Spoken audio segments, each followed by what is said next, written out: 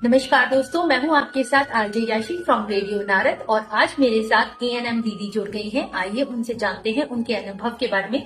दीदी नमस्कार, आपका नाम क्या है? अंगूरी देवी जी। मैं आपसे जानना चाहूंगी कितने परिवार हैं जो आपके अंडर में आते हैं, कितने बच्चे हैं? 6 साल तक के बच्चे हैं, प्रेग्नेंट महिलाएं हैं, लगभग कितने लोग होंगे? मेरे पास 7,500 की करीब पॉपुलेशन है। ओके। उसमें 250 करीब मतलब प्रेग्नेंट लेडीज है और 300-350 करीब बच्चे हैं जो 6 साल तक के बच्चे हैं। और सरकारी स्वास्थ्य सेवाएं हैं वो किस तरह किन स्वास्थ्य सेवाओं को आप सुनिश्चित करते हैं? जैसे वैक्सीनेशन हो गया या मैटरनल हेल्थ हो गई, पोषण हो गया, तो किस तरह की सेवाएं आप सुनिश्चित करते हैं?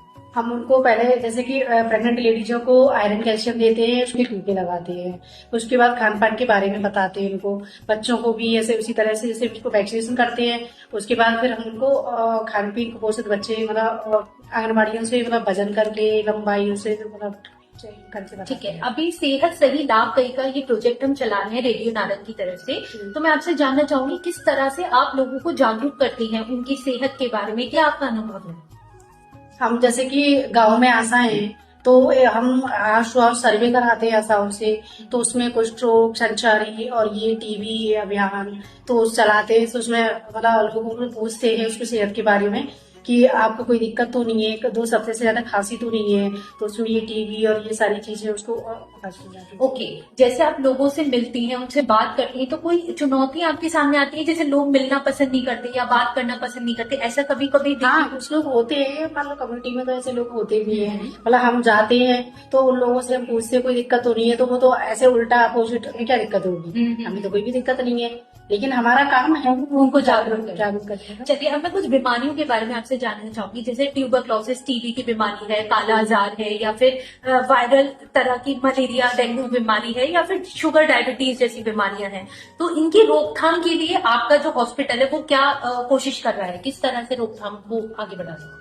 हमारे यहाँ पे डॉक्टर्स भी है और भी स्टाफ है।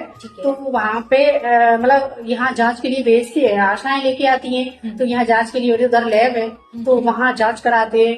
तो उसका HIV का भी होता है यहाँ पे, सिफिलिस और उसका डायबिटीज का भी होता है और BP, सारी चीजें मतलब ट्रीटमेंट होता है यहाँ पे। ठीक है। गर्भवती महिलाएं और छोटे बच्चे जो हैं उनके पोषण के लिए आप क्या करते हैं? उनके पोषण के लिए गांव में आंगनबाड़ी है तो उन बच्चों का वजन करवाते हैं, लंबाई निभाते हैं। जो बच्चा उसमें आ रहा है, जैसे कि सेम मैम जो बच्चे होते हैं ना, तो जैसे कि रेड में आ रहा है या ब्लू में या मतलब येलो में आ रहा है, इस तरह से उसको लंबाई उसके वजन से पता करते हैं। ओके। जैसे आजकल सरकार एक अभियान चला रही है जिसपे पॉपुलेशन को कंट्रोल करने की बात होती है, तो परिवार नियोजन की बात हो गई है, गर्भ निरोधक की बात हो गई। क्या महिलाएं इस तरह की दवाइयां लेती हैं या पुरुष इस तरह की दवाइयां लेते हैं? आपने अपने करियर में देखा है? हाँ, हम जैसे गांव में जाते हैं, आशा भी होती है तो हम वैक्सीनेशन करते हैं वहाँ पे। तो वहाँ पे कोई बच्चा नहीं चाह रहे, उसकी फैमिली प्लानिंग का मतलब सारा योजना देते हैं और हम उसको LTO ऑपरेशन के लिए प्रेरित करते हैं। अच्छा, दवाइयों का वितरण होता है जी।